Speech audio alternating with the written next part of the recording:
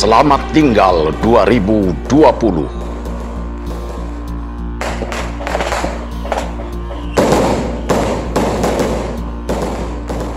Pergantian tahun selalu menjadi harapan. Setelah 365 hari dilalui setiap tahunnya, maka pergantian tahun dijadikan momen untuk berpengharapan baru. Baru tidak saja karena pertambahan angka pada tahun yang akan dijalani, namun juga perubahan kehidupan dan pergantian masa. Begitulah tahun 2020 berlalu dengan segala suka duka dan problematikanya. Dan setiap ganti tahun akan selalu ada catatan yang menjadi ingatan bagi seseorang, kelompok, atau bahkan bagi suatu bangsa.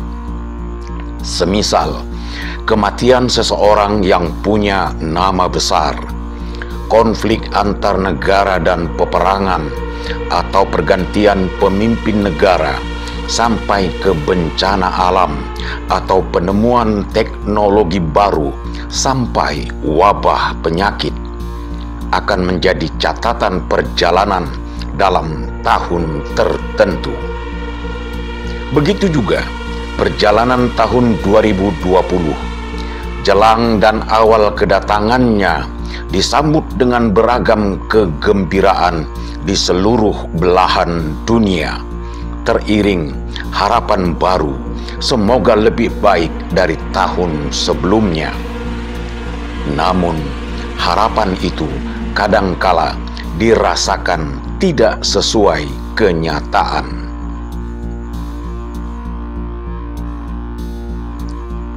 Terdeteksinya wabah virus corona setahun lalu pada Desember 2019 di Tiongkok semula tidak dianggap serius, dan Januari-Februari 2020 virus corona yang disebut berasal dari pasar ikan di Wuhan, Provinsi Hubei itu menjadi sumber malapetaka dan bencana kesehatan dunia.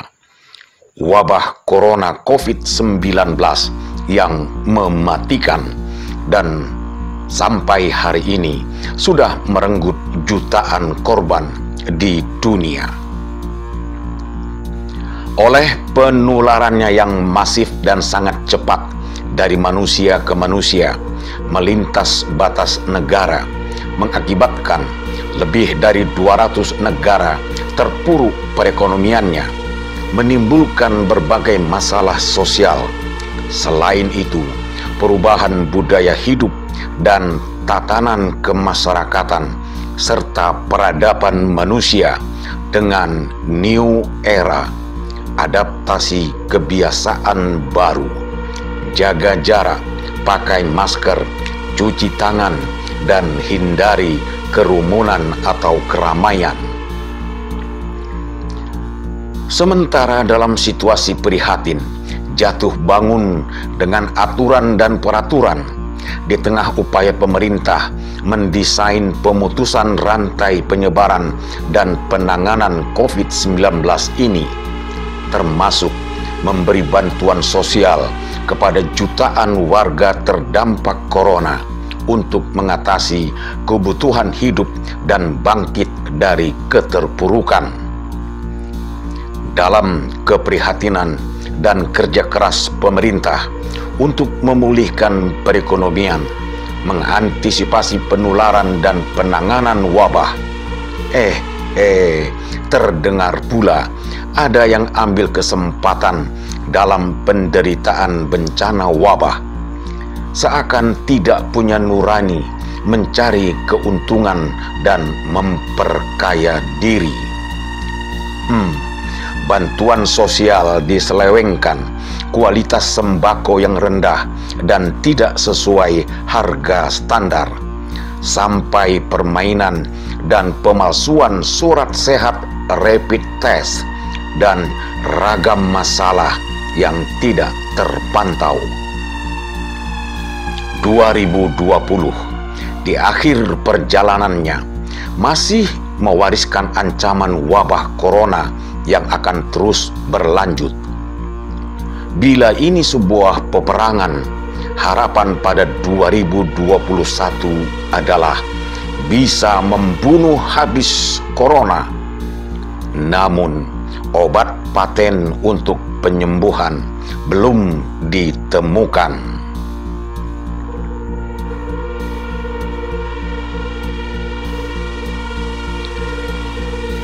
Kabar gembiranya adalah vaksinasi yang segera akan diberlakukan agar tubuh manusia lebih kuat melindungi diri menghadapi wabah.